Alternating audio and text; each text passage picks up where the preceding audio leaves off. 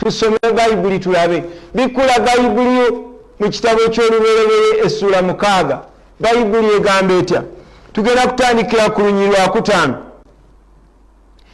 Mukama n'alaba obubi bw'omuntu nga bungi mu nsi na buli kufumiitiriza kw'ebirowoozo eby'omu mutima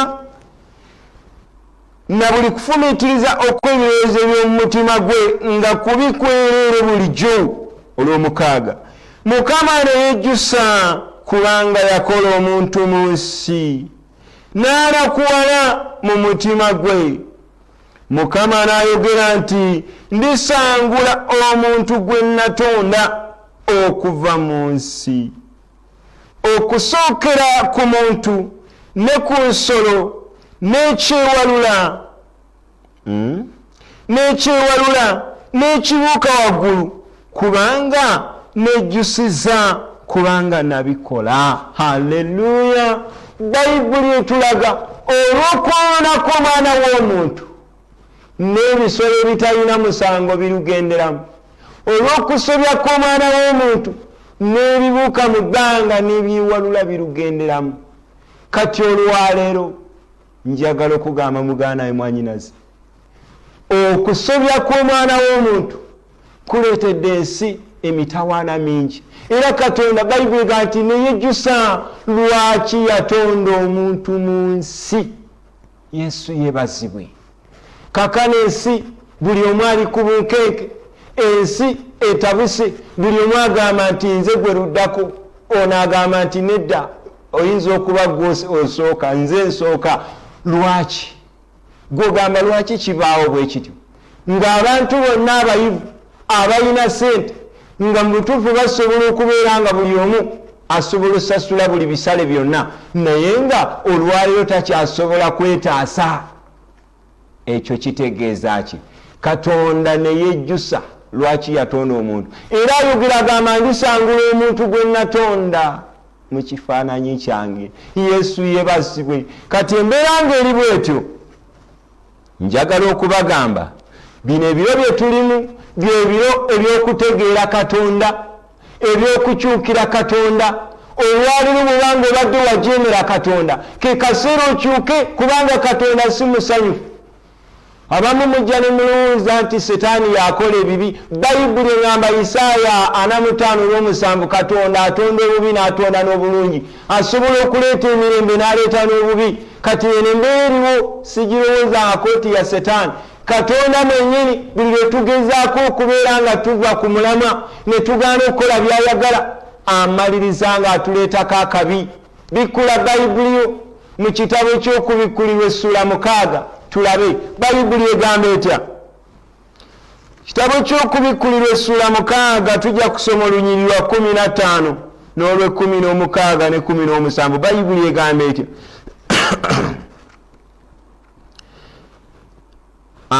Nga tetunaba kusoma kino kitegeere muganda we mwanyinaze. Ensi yayonoona Katonda n'azikiriza omulembe ogwasooka. Okimanyi nga Yesu yakomawo ng'omununuzi n'ajja okununula owone okuzikirira era ebiro byonna tubaddewo lwa ekisa kya Mukama waffe Yesu Kristo era nga tusobya n'asigala ng'atugumiikiriza. Naye ng'okimanyi nti Yesu ebiro ebiddako oyo gwe tukkiririzaamu olw'ekisa ekingi akomawo nga talina kisa. Ekyo oyinza okubadde tokirowoozangako. Tusome ebyawandiikibwa bino olabe. Bayibuli egambye mu kubikkulirwa 6:15 ne bakabaka b'ensi n'abalangira n'abagabe n'abagagga n'ab'amaanyi na buli muddu n'ow'eddembe ne beekweka mu mpuku ne mu mayinja ag'oku nsi ne bagamba ensozi n'amayinja nti mutugweko mutukise mu maaso g'oyo atudde ku ntebe ne mu busungu bw'omwana gw'endiga. Owulira, omwana gw'endiga is Kristo. Yajja ng'ayina eddembe naye akomawo nga si wa ddembe kubanga atuwadde ekisa ne tutakikozesa. atuwadde emirembe ne tusigala nga twonoona bwonoonyi. Bayibuli egambye abagagga, ab'eddembe, bakabaka, abafuzi, abato n'abakulu, abantu bagenda kwekweka ng'embeera etabuse. Ekyo tekiri wala nnyo. N'olwaleero nze nzikiriza bulungi Uganda ffe tulinga abaavu, naye ensi engagga zonna tezikyalina solution. Lwaki? Buli omu anoonya waddukira tewakyali. Owooluganda njagala okugamba kati Katonda yekka yasobola okutaasa. Era gwandaba ku TV olwaleero njagala okugamba bw'obanga toyeenenyeza ate ekiddako kisinga ku kiriwo. Bayibuli nkyagiyina tugenda gisoma olabe. Bw'obanga toyeenenyeza kati ekiddako kikyasinga ku kiriwo. Bayibuli bw'erambika bino byonna ebiriwo is not by accidentally, byawandiikibwa, biteekeddwa okubaawo. Ekyo kyenjagala okugamba buli lunaku. Lwaki Yesu yajja owone okuzikirira? Kati ebiro nga mulemeddeko mugaanye okukyuka, eno embeera etandika okubaawo mu maaso gammwe. Haleluya. Tukomye ku lwakomeka kanduddemu 16. Ne bagamba ensozi n'amayinja nti mutugweko mutukise mu maaso g'oyo atudde ku ntebe ne mu busungu bw'omwana gw'endiga, kubanga olunaku olukulu olw'obusungu bwabwe lutuuse, era ani ayinza okuyimirirawo? Nga tewakyali newankubadde omusawo nga naye afubutuka nga takyasobola kuwonya. Haleluya. Katweyongereyo. Bayibuli eno erimu ennyiriri gwe zoolabanga eziyinza okutiisa naye ate nga bijja. Haleluya. Tolaba nga tubadde tukyali ku bino, naye wulira ate Bayibuli byeyogera ebigenda okuddako mu maaso awo. Okubikkulirwa essula 9 okuva ku 2. Bayibuli egamba etya? N'asumulula obunnya obutakoma, n'omukka ne guva mu bunnya ne gulinnya ng'omukka gw'enkoomi ennene, n'enjuba n'ebbanga ne bizikizibwa olw'omukka ogw'obunnya. Ne mu mukka ne muva enzige ku nsi, ne ziweebwa obuyinza. Kansooke nkomekaawo katono. Emabegaawo tubadde tulaba enzige ezo zajja nga zirya birime, ate era Bayibuli ezoogerako bwe tuba tujeemye zisobola okubaawo. Okimanyi nga zaabaddewo ate nga si gwe gusoose. Kati nno wulira eziddako si za birime, wulira ekigenda okuddako. Bayibuli egamba n'omukka ne guvaamu, 3, ne mu mukka ne muva enzige ku nsi, ne ziweebwa obuyinza ng'enjaba ez'obusagwa ez'omu nsi bwe zirina obuyinza, ne zigambibwa obutayonoona muddo gwa nsi. Owulira? Tezigenda kulya muddo zino. Newankubadde ekintu kyonna ekibisi, newankubadde omuti gwonna, wabula abantu bokka abatalina kabonero ka Katonda ku byenyi byabwe. Yesu yeebazibwe. Enzige ezigenda okuddako tezigenda kulya muti oba middo, ezo tuzifuuyira bulijjo ne zifa. Naye waliwo eziddako nga ziweereddwa obuyinza, tezigenda kulya muddo gwonna, wabula abantu abatalina kabonero ka Katonda.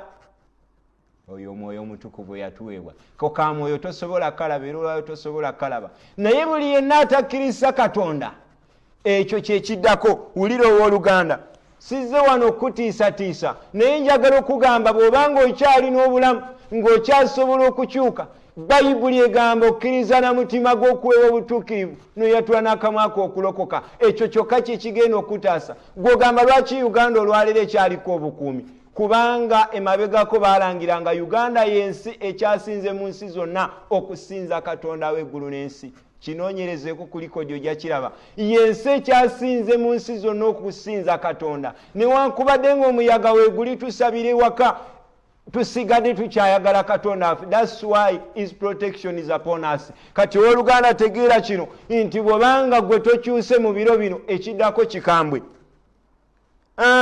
Olwokuna ne zigambibwa obutayonoona muddo olwo tulusomye tugende ku lwokutaano ne ziweebwa obutabatta enzige zino zaweebwa obuyinza kuluma abantu bokka twakomye wano wakati wabula abantu bokka abatalina kabonero ka Katonda ku byenyi byabwe ne ziweebwa obutabatta wabula okubalumira emyezi 5 kati obaza bino byakajjawo myezi ng'ebiri nayo laba buli omu asatira zino nzige zigenda kuluma naye omanyi bwe zifaanana wulira bayibuli weegamba n'okuluma kwazo kwali ng'okuluma kw'enjaba ey'obusagwa bweruma omuntu ne mu nnaku ezo abantu balinoonya okufa so tebali kulaba n'akatono era balyegomba okufa era n'okufa nga kubadduka tolabanga kati tudduka tuleme kufa naye ate ebyo ebiro bayibuli egamba nti enzige zigenda kujja nga zizze kuluma abantu bokka nga oyagala ofe nga tekinnakutuukako naye nga n'okufa kugamba nedda nange nwana byange haleluya nga n'okufa kukudduka wulira olw'omusanvu n'ebifaananyi by'enzige byafaanana ng'embalaasi byafaanana ng'embalaasi enzige nga zifaanana nga mbalaasi ezitegekeddwa olutalo ne ku mitwe gyazo ng'engule ezifaanana nga zaabu n'amaaso gaazo ng'amaaso g'abantu owulira bayibuli egambye ng'amaaso gaazo gali ng'ag'abantu era zaalina enviiri ng'enviiri z'abantu n'amannyo gaazo gaali ng'agampologoma ezo nzige zijja owooluganda ebiseera ebiddako si byangu kati mu byonna it's not too late tekinaba kuba kikerezi okyasobola okubiwona okyasobola okutereera n'obanga owangula mu biro ebifaananawo ebityo si buli omuntu agenda kufa era si buli omuntu agenda kulwala obulwadde obwetoloola naye Katonda ekyo akiteekawo okuyamba gwe abadde tannakyuka osobole okudduka mangu tugende mu byawandiikibwa tweyongere tulabe ebyomumirembe ekyokubiri essuula 7 olunyiriri lwa 13 bayibuli egamba etya bwe naggalangawo eggulu waleme okuba enkuba oba bwe naalagiranga enzige okulya ensi okiraba ebyo byabaawo si lwakubanga byali birina okubaawo it's not accidental enzige zabaddewo emabegakaawo si nsobi nti oba ebyo bitonde tebimala galabika Katonda abisindika for the mission wulira bayibuli egamba bwe naggalangawo eggulu waleme okuba enkuba oba bwe naalagiranga enzige okulya ensi oba bwe naaweerezanga kawumpuli mu bantu bange owulira kati ono oba ye kawumpuli aliwo oba byebiki naye nga Katonda abimanyiko haleluya wulira bayibuli begamba olw'14 abantu bange abatuumiddwa erinnya lyange Uganda bwe baneetowaazanga gweoyinza okuba oli Rwanda naawe yogera ensi yo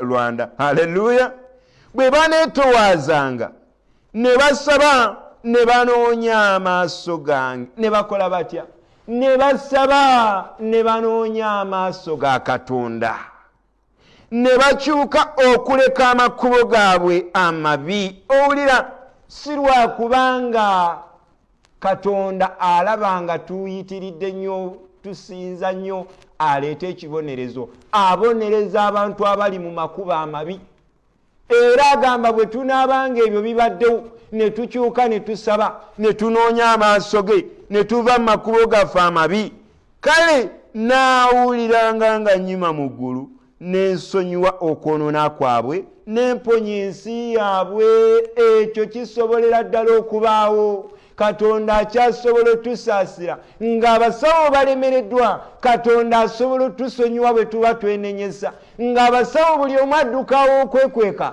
Katonda agamba nti bwe munnaabanga mutegedde okusobya kwammwe ne mukyuka ne mwenenya nnaayimanga mu ggulu n'ensonyiwa okusobya kwammwe kasita munaakyuka ne mwenenya owooluganda enjiri ekuwulikikira bubi era bwe babuulira olaba ng'obikyawa njagala okugamba olwayo kye kisobola okutaasa tewali asobola kuwonya olwaleero kuba n'abasawo byabalemi. Yesu yeebazibwe. Ekyo kye kyaleeta Yesu, ekisa kikyaliwo, naye ate Bayibuli egamba akomawo nga si wa kisa. Oyo gwe musuubira era bulijjo ne mwonoona n'asigala ng'abasaasira, takomawo na kisa. Yesu yeebazibwe. Naye kisinga okuneewuunyisa mu byonna, tolabanga bibaawo abantu Bayibuli egambye balinoonya okufa nga n'okufa kubadduka, nga buli kimu kye bagezaako kiganye. Okimanyi ng'abantu basigala bajeemu. Kale gwe weegambe nti nsigala nze nkyabiwakanya. Haleluya! Naye omanyi ekyabaawo. Tuddeyo mu kubikulirwa 9 gye twabadde, olunyiriri 2 lugamba lutya: n'abantu abasigalawo abatattibwa mu bibonyoobonyo ebyo. Owulira, byonna bizze bibaawo, Katonda n'abonyaabonya abantu n'enzige eziri abantu ne zijja. Naye wulira Bayibuli egwegamba mu lunyiriri 2 kubikulirwa 9, n'abantu abasigalawo abatattibwa mu bibonyoobonyo ebyo tebeenenya. Owulira, tebeenenya, kibaddewo kikambwe, basigala bagamba ebyo bibeera birina okubaawo era bijja kugwa.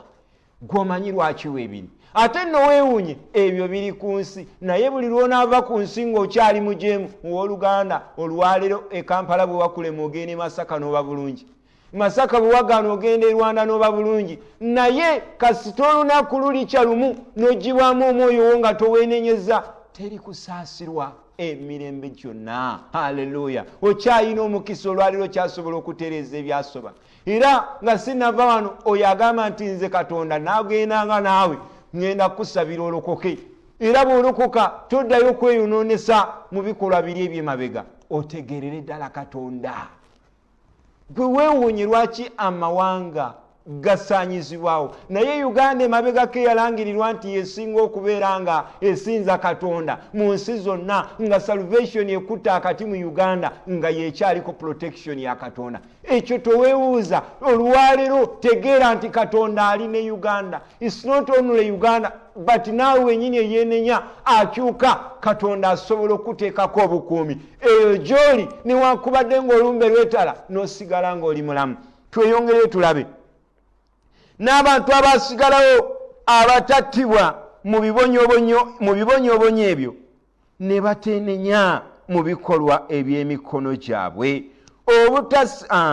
obutasinza balubaale n'ebifaananyi ebya zaabu n'ebya ffeeza n'ebyekikomo n'ebyamayinja n'ebyemiti ebitayinza kulaba newankubadde okuwulira newankubadde okutambula. 21 ne bateenenya mu bussi bwabwe, ensi etabuse, abantu onatta munne oli akugyawo nga teyeebuziza na ku muntu awatayise eddakiika. Abantu ebyo byonna bibaddewo, tolaba nga weebiri, naye abantu tebakyuse kuva mu bussi bwabwe newankubadde mu bulogo bwabwe, basigadde bakyaloga. Haleluya! Newankubadde mu bwenzi bwabwe newankubadde mu bubbi bwabwe, era abafere basigala bakyabikola, naye nga tebategedde kino Katonda atuwaako saapo, tulaga tekiddako kika. Yesu yeebazibwe mugana we mwannyinaze. Bw'oba olyeyo ng'obadde otonnaba kutegeera Katonda, obanga Katonda omuwulira n'osigala nga obiwakanya, ke kaseera otandika okutegeera nti eriyo Katonda eyatutonda. Gwe bw'aba taliyo, abamu mulina endowooza eno egamba mbu kasita nfa ne banzisa mu kinnya n'envunda, awo nga bikomye. Gw'ogamba lwaki emizimu gibaayo gyogera? Omuntu takomaawo. Yesu yeebazibwe, takomaawo. Oyina olugendo lwaguli omubiri Bayibuli ga yagubumba mu ttaka, guddayo, naye omwoyo guli gwe yaleeta n'ateekamu ye gwampuliriza, gwandaba olwaleero gwe mwoyo. Era omwoyo nga tegulimu mulambo guba tegulina kye gusobola kukola. Njagala okugamba okyayina ekisa, gwakyali omulamu, okyasobola okutereesa ebyasoba, okyasobola okukyuka ogobere Katonda. Kituufu ebyobugagga tubinoonya era oyogera bulijjo mbeera bize olwaleero n'abagagga babirekawo kati. N'abagagga tebikyasobola kubataasa, ekitutaasa kimu kukyuka kudda eri Katonda tusobole okutuuka mu bulamu obutaggwaawo. Waliyo emirembe, Bayibuli eŋŋamba nti alisangula buli siga. agamba amaziga g'okaaba bayibuli egamba agenda kusangula buli ziga. Naye olwaleero bw'obanga tokyuse kwenenya nga tokyuse kutereza okubikulirwa 7:17 bayibuli egamba kubanga omwana gw'endiga ali wakati w'entebe anaabalundanga era alibaleeta eri enzizi ez'amazzi ag'obulamu. Era Katonda alisangula buli ziga mu maaso gaabwe. Ebyo biriwo olwaleero, naye Katonda agenda kusangula buli ziga. Owooluganda gwali yampuliriza, ke kaseera okukyuka. Njagala okugamba waliwo akadde kati okyali mulamu naye kyatomanyi. Kakano gwagamba nti nze njagala goberera Yesu Kristo, ddamu ebigambo bino. Gamba nti ayi Yesu, nkwebaza olw'okunjagala n'onfirira, era onneseewo mu kadde kano nsobole okutereeza ebyasoba. Sangula amannya gange mu kitabo eky'okufa, ogawandiike mu kitabo eky'obulamu obutagwawo. Olwaleero ndokose negaana Setaani n'ebikolwa bye byonna. Sizijjaako buli byonna ebibadde bintambulirako. Mizimu, ebyo birubaale by'ekika bitwale, nfuule ekitonde ekijja. Kwebaza Katonda wange kubanga ondokodde mu linnya lya Mukama waffe Yesu Kristo. Amiina. Oluganda ngenda kusaba naawe ng'obaddeyo oli mulwadde era naawe ng'obadde toweekakasa, eyo embeera tugenda gisabira. Bw'obanga oli eyo oyina ensonga yonna ayagala okubeera ng'oyogerako nange kuba ku ssimu za studio naye ng'akadde katutwala mbiro tunaatera okuva ku mpewo. Bw'obanga tosobola kunfuna nga nvudde wano, ojja kukuba ku namba yange eri 0703 33 15 5. Kanjiddemu 0703 33 15 5. Gwali ku TV osobola okuba ku ya studio kati then n'ongamba ensonga yo. Tugenda kusaba naye ng'akadde akaliwo kakwenenya Katonda asaasira ensi yaffe. Katusabe. Mukama Katonda w'eggulu n'ensi, Katonda wa jjajjaffe Ibulayimu, Isaaka ne Yakobo, oyogedde n'ogamba mu kigambo kyo nti abantu bange abatuumiddwa erinnya lyange bwe banaakyukanga ne baleka amakubo gaabwe amabi ne basaba ne beenenya, ogambye nti onaabeeranga mu ggulu n'osonyiwa ensi yaabwe. Kaakano Mukama twenenya nga tusaba osaasire ensi yo. Amawanga gonna labanga twonoonye, tuvudde ku kisa kyo, okulimba twekifuula muze, obwenzi obubbi okutta tetukyakiraba mu lusozi. Naye olwaleero tusaba Katonda waffe ekisa kyo kigwe ku mawanga gonna. Ogamba mu kigambo kyo nti ani ayimiridde mu kituli ku lw'abalala? Nyimiridde mu kituli olwaleero okukoola Mukama ku lw'ensi zonna. Oyogera n'ogamba mu Ezekiel 3:11 tosanyukira kufa kwa mwonoonyi. Taata n'olwaleero buli yenna abadde agenda okufiira mu bubi, saasira Mukama owonye. Oyo Mukama eyeenenyeza n'alokoka, musabidde obukuumi, musabidde malayika ze okumwetolola, omukutuleko endagaano z'obusamize, obulogo, obubbi, obwenzi n'obutemu bive ku bulamu bwe, n'angirira okusumululwa gw'abadde omulwadde ng'ekirwadde kibadde kikwezinzeeko, n'oyo eyabadde alwadde ekirwadde ekizunga mu mawanga gonna, wonyezebwa mu linnya la Yesu Kristo ery'amaanyi. Amaanyi ga Katonda amangi gakusinkana w'oli. Si nsonga olwalidde ebbanga ki, si nsonga olina bulwadde ki, wonna mu linnya la Yesu Kristo ery'amaanyi, mu maanyi amangi ag'omwoyo omutukuvu, enjegere zakusiba zikutuke in the mighty name of Lord Jesus Christ. Wonya Katonda w'eggulu n'ensi, sumulula abaana bo, yamba Katonda wange. Era Mukama nsabira amawanga gonna obwakabaka bwo bwe buba bufuga, ababadde bakakanyazibwa emitima nga giringa egy'amayinja, ogifuula egy'ennyama. Oyogera mu ngero 21 olusooka ti omutima gw'abakabaka guli mu ngalo zo, ogukyusa n'ogufuula nga bw'oyagala. Abo bonna ababadde bagenda okuzikirira, kyusa emitima gyabwe basobola okwenenya badde mu bwakabaka bwo. Nzikirizanga gwe Katonda omulamu ajjudde ekisa n'okusaasira, okwagala kwo okubeera eri abantu bo, ekisa kyo kyeyongere gye tuli. Mukama n'olwaleero Taata leka okwagala kwo kunywezebwe eri amawanga gonna. Mukama ekirwadde tukigoba, tugoba buli ndwadde ebadde ze, tugigoba mu linnya la Yesu Kristo ery'amaanyi. Kwebaza kubanga oli wamu naffe, bwe tusaba owulira n'oddamu okusaba kwaffe, ogulumisibwe ng'emisana n'ekiro, otenderesebwe ng'amawanga gonna mu linnya lya Mukama waffe Yesu Kristo. Amiina, amiina. Nkusabidde obuwanguzi mu linnya lya Yesu Kristo. Kaakano ngenda kusiibula owooluganda tova mu Katonda, naawe ali waka sinzizaawo Katonda awulira. Mukama akumpeera omukisa mu linnya era Mukama waffe Yesu Kristo. Osigadde nnyo omuweereza Omusumba Muwanguzi Daniel okuva ku Save Life in Jesus International Ministries. Mukama akukuume. Amiina.